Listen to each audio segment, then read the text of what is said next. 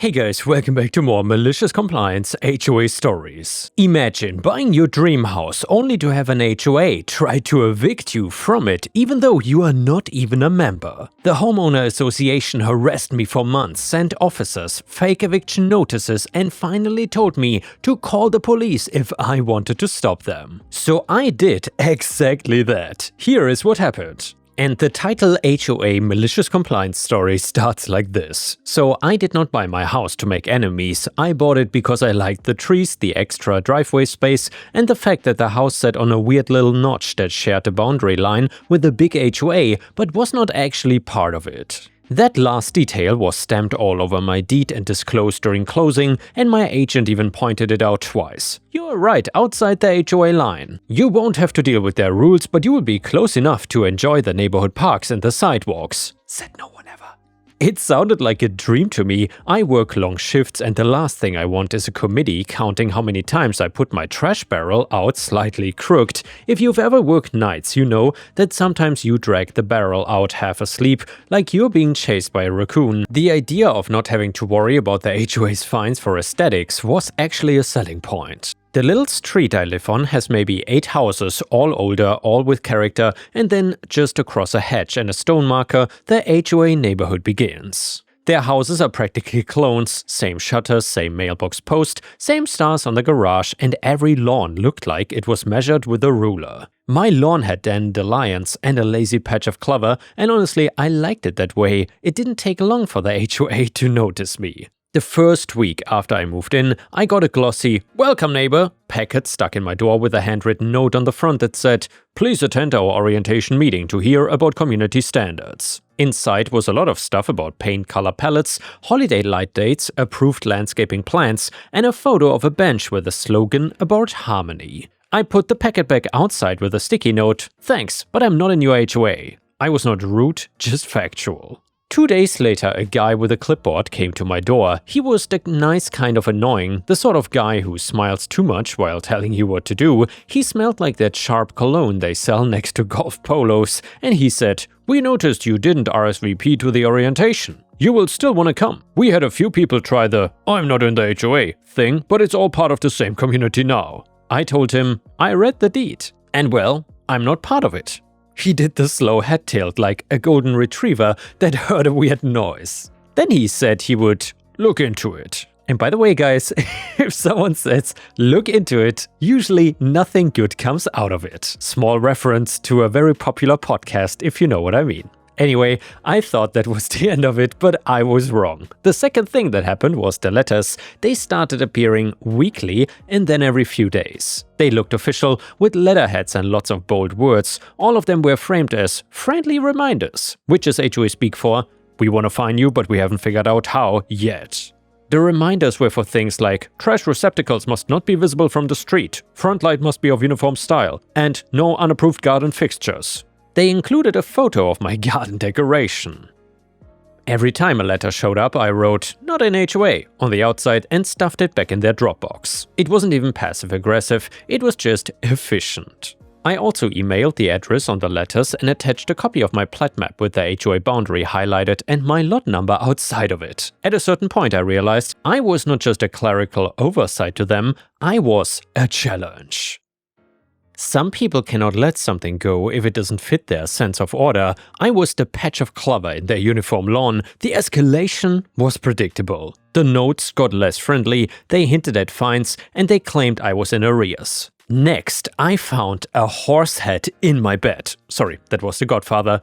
I may have gotten carried away there. They warned me of liens which, legally, they couldn't place on a property not governed by their covenants. I ignored it, documented everything, and kept living my life. I trimmed my hedge when I felt like it, I parked my truck in my driveway, I waved to the neighbors who waved back and didn't bother arguing with the ones who didn't. My wife told me to just hold the line. She also told me to stop carrying the lawn bags through the house because I always left a trail of grass. She's not wrong.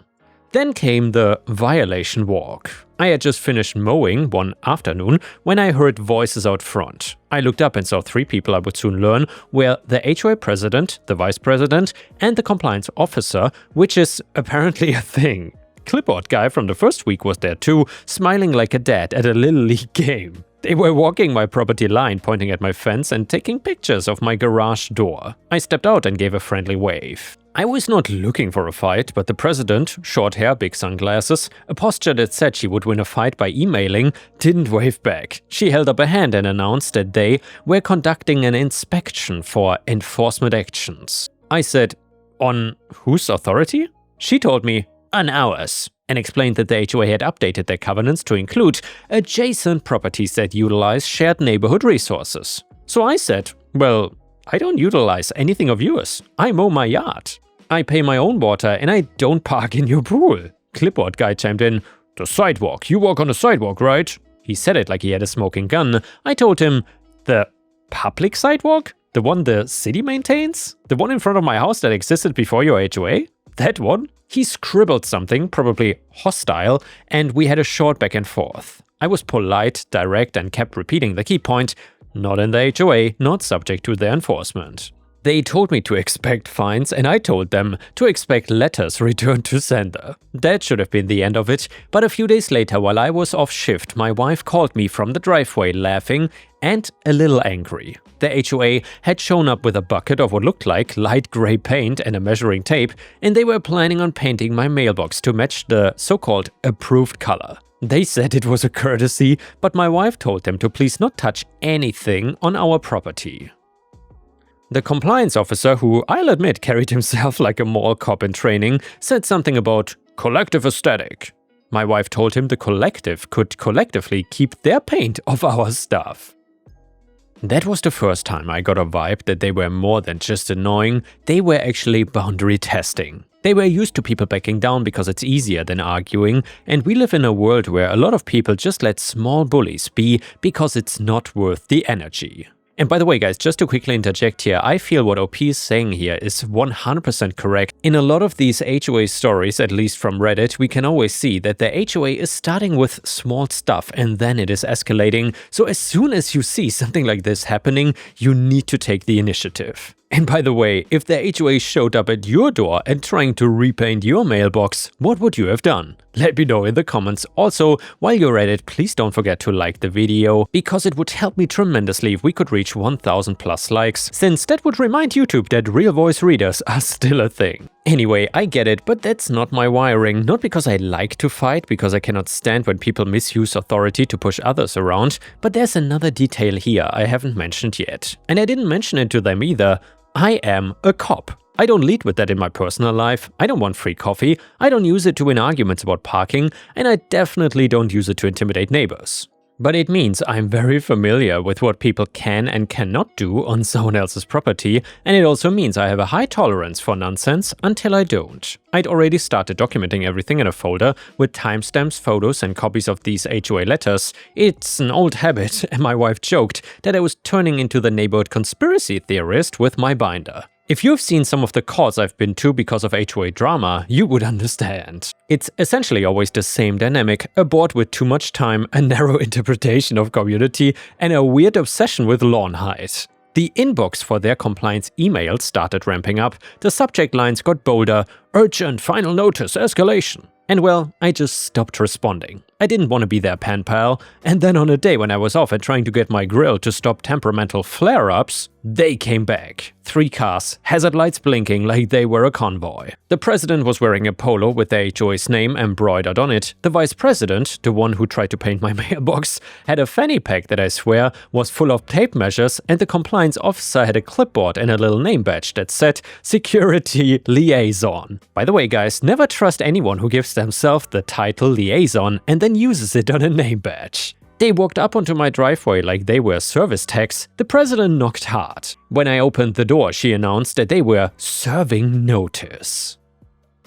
She thrust a folded paper into my hand and told me they were instituting an immediate eviction due to non-payment of HOA fines and repeated violations. Her voice had that buzzy quality that comes out when people think volume equals authority. I actually laughed. Couldn't help it. It wasn't mocking, it was just disbelief. I asked, "You're evicting me? From my own house?" She nodded. "Dead serious." She said they had given me ample opportunity to comply. She said the board had voted. She said a bunch of words that sounded like she half remembered a legal show. The compliance officer added, "We can do this." He looked hyped like he had been waiting all week to get promoted to hall monitor of my driveway. I told them no. I told them to leave my property.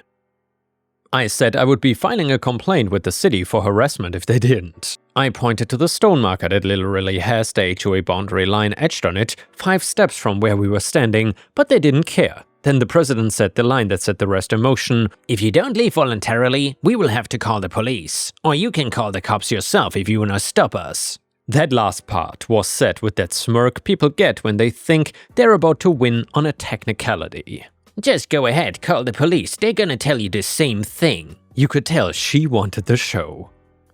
She wanted flashing lights and me being told to comply. She wanted to prove that she was in charge. She told me to call them for help stopping them. That is when the little devil on my shoulder woke up. The one labeled malicious compliance, hence why I'm posting this on the subreddit. I took the notice out of the folded paper. It was not a real eviction notice. It was a letter on their letterhead that said, "Eviction," in bold at the top with my name, my address, a list of supposed violations, trash can visibility, unsanctioned garden ornaments, unapproved oil-stained driveway, non-conforming mailbox, and a final balance that made me laugh again. It also said, "Effective immediately, you are required to vacate. If you're not in an HOA cannot evict you. If you are in an HOA also cannot evict you from a house you own." This was nonsense in a font. I read it out loud just enough that my wife in the kitchen could hear. She stepped into the doorway, took one look at the trio, and went back inside. She knew what was coming. She knows my face. I said, "You want me to call the police?" The president crossed her arms and said, "Yes, call the police." "You're sure?" "Yes." The compliance officer puffed up, "Do it." So I did exactly what they demanded. I called the police. I even used a non-emergency line out of habit because I tried to be a decent human. I explained that a group claiming to be an HOA was attempting to remove me from my own property, refusing to leave when asked, and that I felt threatened by their claim to evict me.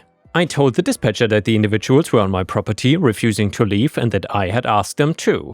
I asked politely if a unit could swing by to handle trespassers, and I could have said who I was, but I didn't, for now. I wanted this to play out the way it would for any regular person who was not a cop. It matters how you handle these things. We waited. The president and her crew walked around in my driveway like they were measuring something. The vice president took pictures of my mailbox from 3 angles as if the law would suddenly shift if she found the right one.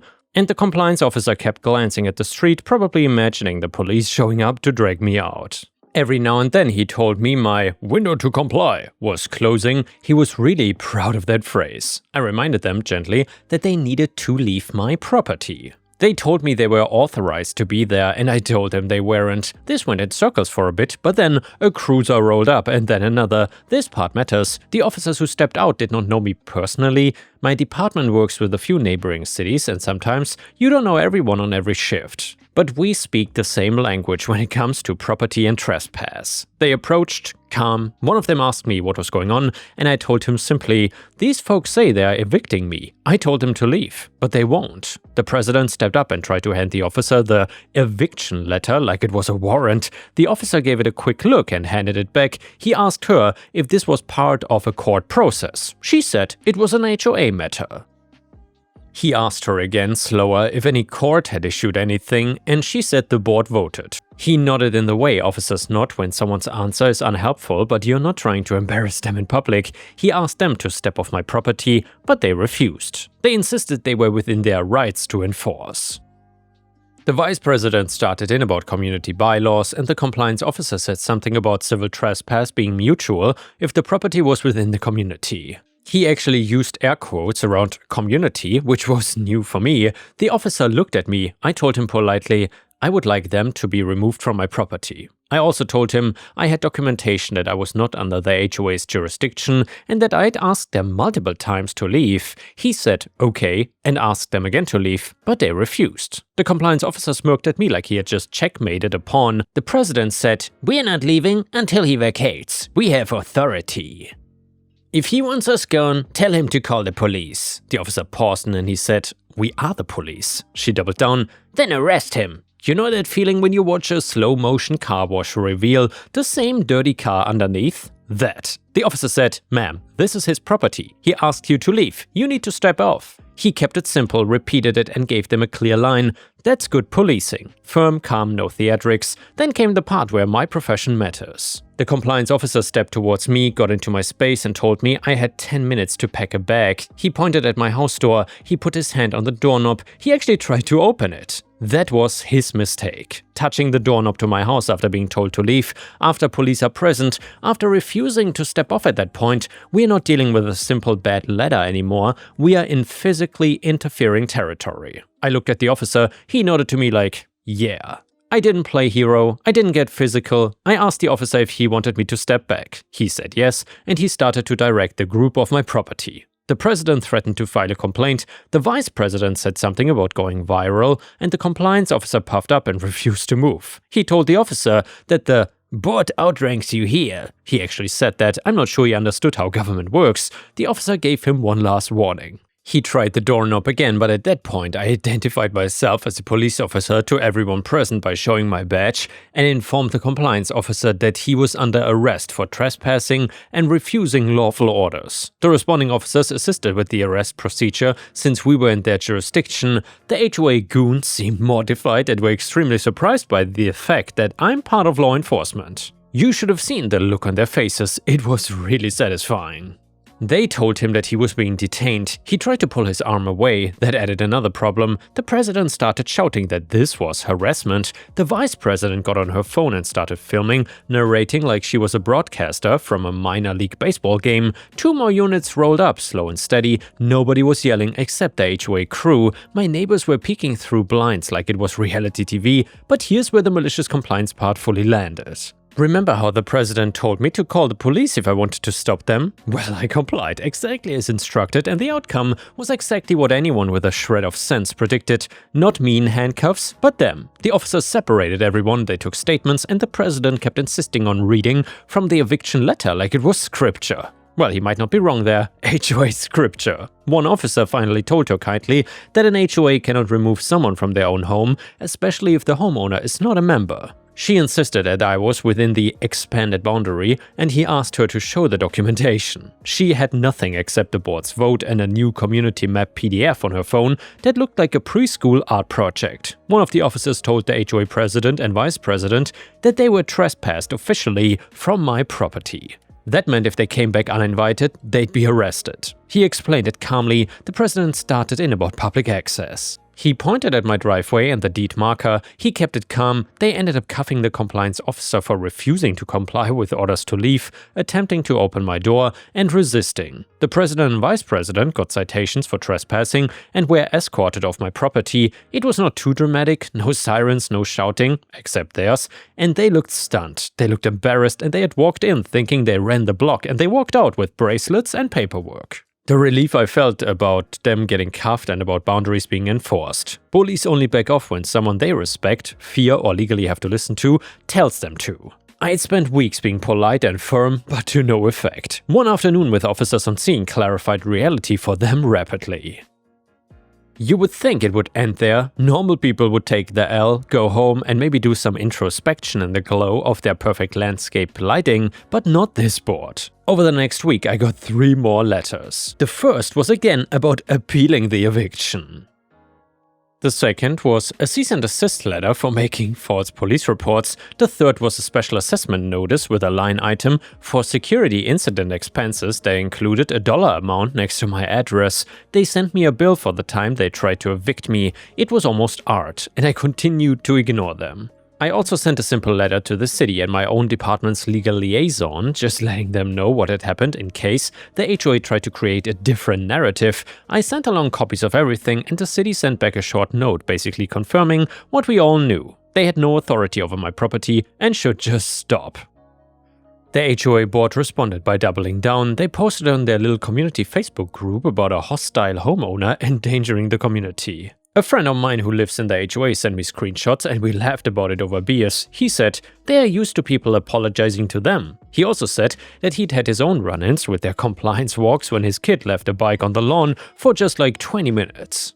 I told him he could lean his kid's bike on my mailbox anytime, even if it was not the approved color. There was a pretty petty part of me that wanted to start mowing my lawn at weird hours just to mess with them, but I didn't. I kept my yard neat because I'm not trying to be the neighborhood jerk, I just wanted to be left alone. 2 weeks later, the board tried one last power move. A new group, same president, new security liaison, apparently they rotate, showed up with a laminated map and a guy I didn't recognize who introduced himself as their legal consultant. He was not a lawyer, he didn't claim to be, he said he advised boards. He had that sales rep energy and he kept trying to over-explain things like I was the problem because I was not getting it. They stood just outside my property line this time. Progress, I guess. They announced that they were placing a temporary community lock on the gate at the end of the walkway that runs between my property and a strip of HOA common area. The gate in question is a simple chain link gate that opens to a shared footpath, and the footpath is public access. It's in city docks, people walk their dogs there,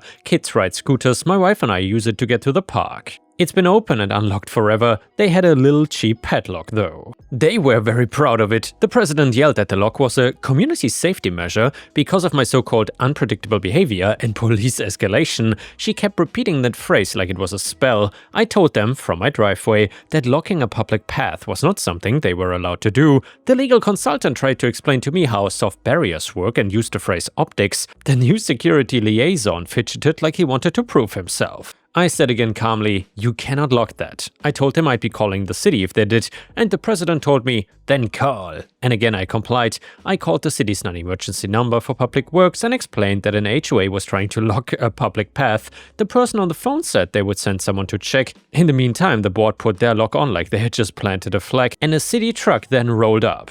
A woman with a clipboard and a municipal badge hopped out. She took one look at the lock, one look at the HOA folks and said, nope. She referenced the city code with the kind of wary authority of someone who has had this conversation multiple times. She told him to remove the lock immediately or the city would cut it and fine them for tampering with public access. The president tried to argue, but the legal consultant tried to charm. The security liaison just stood there, deflating like a balloon. They ended up taking the lock off. The city employee gave them a printed notice and she also, bless her, came over to my driveway, asked for my name and said, sorry you are dealing with this. She told me to call her directly if they tried it again. I thanked her sincerely. The HOA tucked tail and left. They looked smaller, they didn't linger. After that, the letters slowed down, but not completely. I still got one every few weeks that looked like it was written by someone who was asked to write it as a punishment.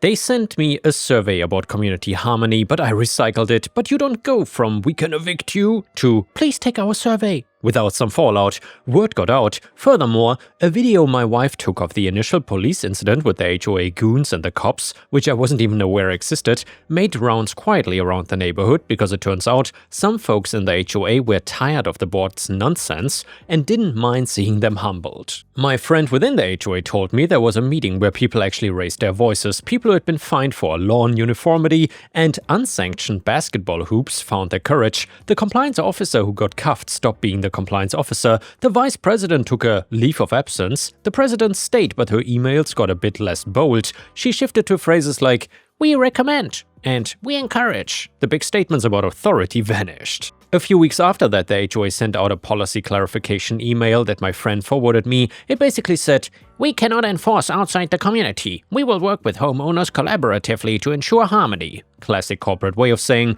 we got in trouble. They also announced the creation of a boundary committee. I don't know what they will do, but I hope the first order of business is a field trip to read the stone marker.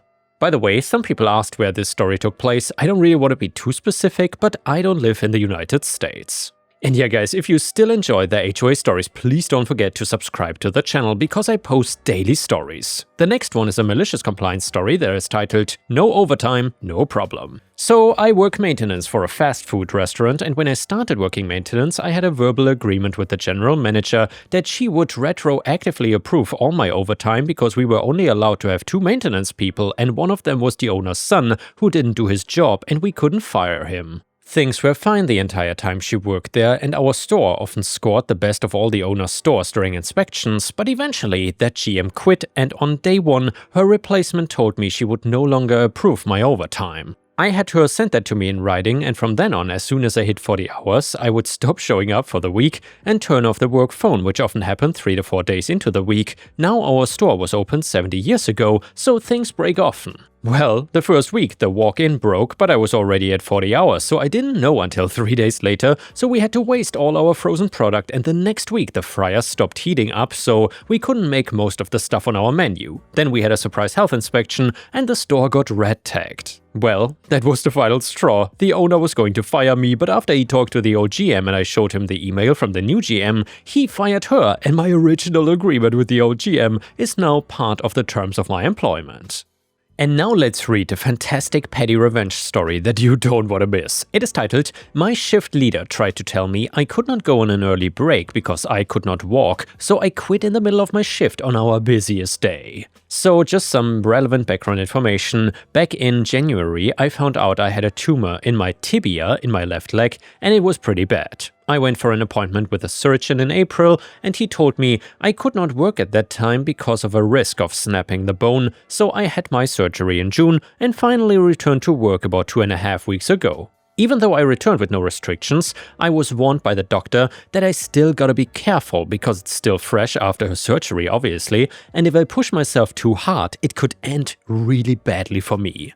He emphasized this. So this previous Sunday, I was working, and that's our busiest day. I was a curbside shopper and was on carryout. About an hour and a half into my shift, my leg starts hurting so bad I couldn't walk. I wanted to cry in pain. I asked my shift leader if I could go on my break 20 minutes early because I couldn't walk and needed to just rest so I didn't cause a problem with my leg. She responded with, "I am in pain too. This is a team effort, and unless you have a doctor's note, you cannot leave break." By the way, I did have a doctor's note, so about 5 minutes later, she left me on my break anyway. After taking a breath, I thought I'm done with this. I've had multiple issues with this woman before, and nothing was ever done. So after my 50-minute break, I went to her manager and said, "I'm done." I quit, walked to the time clock, and clocked out. Few minutes later, I got paged to my department and I kind of laughed. My main boss showed up to work few minutes later as I got my groceries and was checking out. He walked by, gave me a side glance, turned his head away. He looked really mad. After all the stuff I had to go through, I was done with this. I left in the middle of my shift on our busiest day ever, and I opened all this week. Good luck to them. This was my petty revenge. And yeah guys, thank you so much for watching. I hope you enjoyed the stories. If you did, please check out my endless playlist on the left because there's plenty more where that came from.